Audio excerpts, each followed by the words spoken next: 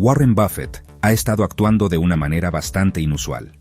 En los últimos años, ha vendido una gran parte de sus acciones. Si revisas su cartera actual, notarás que tiene más dinero en efectivo que acciones. Y la única razón por la que alguien como él haría algo así es porque se está preparando para una gran crisis. Cuando todo colapse, quiere tener suficiente efectivo para aprovechar las oportunidades y comprar acciones a precios muy bajos. Buffett es conocido por sacar provecho de las crisis. Durante la crisis financiera de 2008, su visión fue tan precisa que mientras la mayoría perdía dinero, él se convirtió en el hombre más rico del mundo. Entonces, la gran pregunta es, ¿por qué Warren Buffett tiene más de $300,000 millones en efectivo? ¿Por qué ha estado vendiendo tantas acciones en los últimos 2 años? Si te interesa saberlo, dale me gusta a este video y vamos a analizarlo. Para entender qué está pasando, primero tenemos que hablar del PER. Muchos ya lo conocen, pero vamos a repasarlo. El PER es un indicador del mercado bursátil que nos dice cuánto están dispuestos a pagar los inversionistas por cada dólar de ganancia que genera una empresa.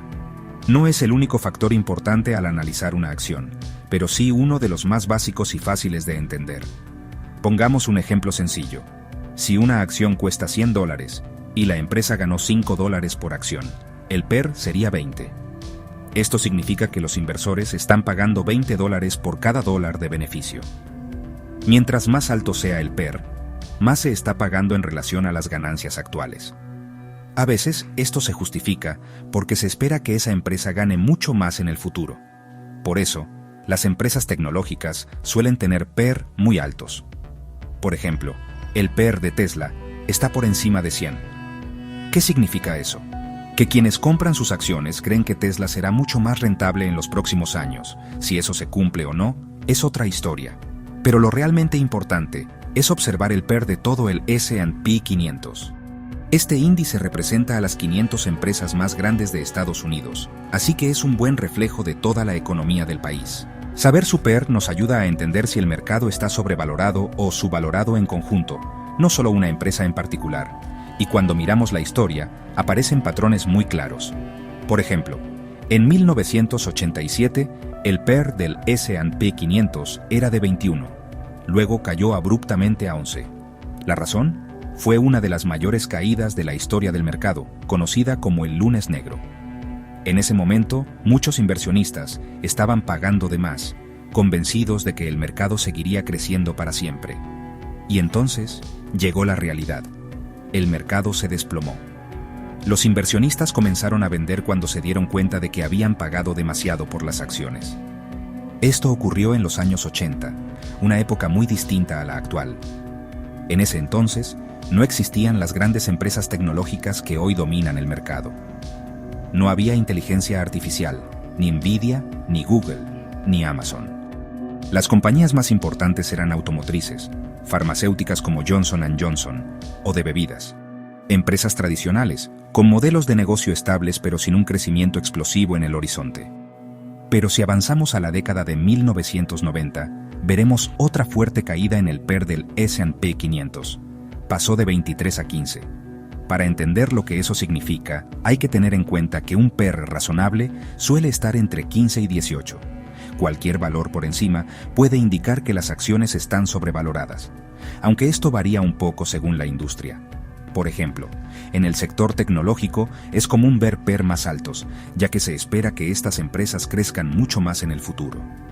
En cambio, una empresa como Ford, del sector automotriz, probablemente esté sobrevalorada si su PER supera 10, porque no se espera que de pronto invente autos voladores que transformen el mundo. Es un negocio más tradicional, que ha funcionado de la misma forma durante más de 100 años. Ahora bien, si miramos esa caída del PER en los años 90, no vemos una caída del mercado.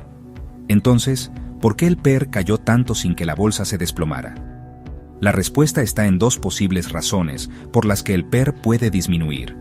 La primera es una caída en el precio de las acciones. Esto reduce directamente el PER y suele indicar una crisis o una fuerte corrección del mercado. La segunda, en cambio, ocurre cuando las ganancias de las empresas aumentan, pero el precio de las acciones se mantiene estable. Eso también hace que el PER baje, pero en este caso es una buena señal, porque las empresas están ganando más. Veamos un ejemplo. Supongamos que una acción cuesta $100 y las ganancias por acción son 5. Eso nos da un PER de 20. Pero si las ganancias aumentan a 10 y el precio se mantiene en 100, el nuevo PER sería 10. Es decir, bajó sin que el precio cambiara, simplemente porque la empresa empezó a ganar más dinero. Eso fue exactamente lo que ocurrió en los años 90, durante la revolución de Internet. Empezaron a surgir empresas tecnológicas como Google y Amazon, y muchas de ellas comenzaron a generar enormes beneficios. Eso impulsó las ganancias corporativas en todo el mercado, lo que a su vez hizo que el PER bajara, sin que las acciones se desplomaran. Por eso, una caída en el PER no siempre significa una crisis. A veces, simplemente refleja que las empresas están siendo más rentables. Sin embargo, si seguimos analizando el PER del S&P 500, veremos un aumento repentino y exagerado. Se duplicó en poco tiempo. Esto ocurrió durante la burbuja.com. El PER saltó de 15 a más de 33. Y cuando eso pasa, todos saben lo que viene. El mercado estaba claramente en una burbuja. Las empresas tecnológicas estaban sobrevaloradas. Muchos inversores creían que el mercado bursátil crecería sin parar. Pensaban que si seguían comprando acciones de Internet, nunca colapsarían. Pero ya sabemos cómo terminó esa historia. Los inversionistas comenzaron a comprar acciones que subían rápidamente, pero muchas de esas empresas no generaban ganancias reales. Por eso, los ratios PER empezaron a dispararse. En algún momento, la burbuja se hizo evidente. La gente se dio cuenta de que el mercado estaba inflado, y entonces todo colapsó. El mercado bursátil se desplomó, y los ratios PER cayeron de 33 a 25. A principios de los años 2000, esta caída llegó a su punto más crítico. Las acciones se derrumbaron hasta un 78%, y los ratios PER llegaron a niveles extremos, alcanzando 45. ¿Por qué? Porque los precios de las acciones seguían siendo muy altos, pero las ganancias de las empresas no los acompañaban. Era una desconexión total entre el valor real y el valor percibido. Durante los 2 años siguientes, el PER comenzó a ajustarse. Las empresas que sobrevivieron a la burbuja.com se vieron obligadas a reestructurarse, a reinventar su modelo de negocio y finalmente a empezar a generar ganancias. Por eso, poco a poco, los ratios PER volvieron a niveles más razonables. La mayoría de las empresas de Internet desaparecieron por completo en el colapso. Incluso Amazon, que hoy es una de las compañías más grandes del mundo, estuvo al borde del abismo. Se estima que sus acciones llegaron a caer un 95% e incluso un 97%. Si no hubieran cerrado un acuerdo crucial justo antes del desplome, probablemente Amazon no existiría hoy. Este tipo de análisis del PER, aplicado al índice S&P 500, nos permite hacernos una pregunta fundamental. ¿El mercado está sobrevalorado o infravalorado? Y si vemos que el PER es demasiado alto, debemos preguntarnos lo siguiente: ¿las ganancias corporativas aumentarán lo suficiente para justificar esos precios? ¿O será al revés, y los precios de las acciones tendrán que caer para ajustarse a la realidad de las ganancias? Otra gran crisis que debemos recordar es la crisis financiera de 2008. En ese momento, los PER alcanzaron niveles récord. El mercado caía con fuerza. La gente vendía desesperadamente. Muchos pensaban que era el fin del sistema financiero. Hasta que la Reserva Federal intervino, inyectando billones de dólares en la economía a través de políticas de dinero barato. Gracias a ese estímulo, las ganancias corporativas empezaron a subir. Pero si no hubiera sido por esa intervención masiva, el PER habría seguido disparado, sin respaldo real. Desde entonces, la economía se ha estabilizado, y el PER se ha mantenido en un rango bastante normal, entre 15 y 20. Sin embargo, en 2021 pasó algo muy interesante. El PER cayó de 38 a 19. Pero no hubo una gran caída en el mercado. ¿Por qué? El único colapso real del mercado en los últimos años ocurrió en 2022, cuando la Reserva Federal decidió subir las tasas de interés. Durante 2020 y 2021, la Reserva había inyectado tanto dinero barato en la economía que muchas empresas pidieron préstamos con tasas cercanas al 0%. ¿Qué pasó entonces? Si revisas sus estados financieros, verás que, de un momento a otro, comenzaron a mostrar enormes ganancias. Todo ese efectivo infló sus balances y se reflejó en sus precios por acción. Por eso, En ese periodo, los ratios PER bajaron drásticamente, pasando de 38 a 19. Pero aquí viene lo importante. Desde entonces, la Reserva Federal ha empezado a retirar dinero de la economía. Aún así, los ratios PER han vuelto a subir con fuerza. Hoy en día, el PER del S&P 500 ronda los 30 y sigue aumentando. En este punto, solo hay dos posibles escenarios. El primero, las ganancias corporativas crecen lo suficiente como para justificar los altos precios de las acciones. Si eso ocurre, no habría una caída en el mercado.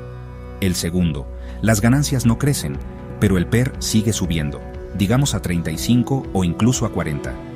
Eso indicaría que el mercado está sobrevalorado y que se está formando una burbuja. Y si es una burbuja, lo más probable es que termine explotando. Como ocurrió en 2008, en los años 90, a principios del 2000 y también en los años 70 y 80. Y esta podría ser una de las razones por las que Warren Buffett ha acumulado tanto efectivo. Tal vez no cree que las ganancias de las empresas se vayan a duplicar en los próximos años, lo cual haría inevitable una caída del mercado. Pero hay una segunda razón que también explica su estrategia. En realidad, Warren Buffett no tiene $350 mil millones literalmente guardados en efectivo. Una parte puede estar en cuentas bancarias, sí, pero la gran mayoría está invertida en bonos del Tesoro de Estados Unidos. Estos bonos son activos extremadamente seguros, respaldados por el gobierno. Hay muchos tipos de bonos del Tesoro: a 1 mes, 2 meses, 6 meses, 2 años, 10 años, incluso 30. En particular, Buffett ha estado comprando bonos del Tesoro a 1 mes. ¿Qué significa eso? Que el gobierno le devuelve el dinero prestado al mes, junto con intereses. Y esas tasas de interés, en los últimos años, han sido altísimas. En su punto más alto, rondaron el 5%. Hoy están cerca del 4%. Aún así, con $350 mil millones invertidos en esos bonos, Buffett estaría generando entre $16 mil y $19 mil millones al año, en puro efectivo. ¿Hay alguna inversión mejor que esa? Tal vez para un inversor pequeño sea mejor apostar por acciones, pero cuando se manejan cientos de miles de millones, es casi imposible encontrar una inversión con ese nivel de rentabilidad y seguridad. En la bolsa se gana dinero cuando las acciones suben, cuando se revalorizan. Pero en este caso, Warren Buffett está ganando casi $20 mil millones sin necesidad de correr ningún riesgo, solo por tener su dinero en bonos a corto plazo. Y si analizamos la historia de estas letras del Tesoro a 1 mes, veremos que las tasas no han sido tan altas en mucho tiempo. La última vez fue en el pico de la crisis del 2028. Y adivina qué, en ese entonces, Buffett también estaba invirtiendo en bonos del Tesoro a corto plazo. Esto nos muestra que no necesariamente está esperando un gran desplome. Simplemente está aprovechando una oportunidad que considera más rentable: obtener miles de millones en intereses con 0 riesgos. Incluso si las tasas de interés bajan al 4%, Buffett aún estaría generando casi $16 mil millones al año. Pero si las tasas caen nuevamente a 0, como ocurrió después de la crisis de 2008, es muy probable que deje de invertir en bonos del Tesoro y vuelva a poner su dinero en el mercado de valores. Pero todo esto parece una muy buena inversión, y esa podría ser la segunda razón por la que Warren Buffett mantiene tanto efectivo. Porque gran parte de ese dinero está colocado en bonos del Tesoro, que están pagando intereses muy altos. Sin embargo, hay una tercera explicación posible.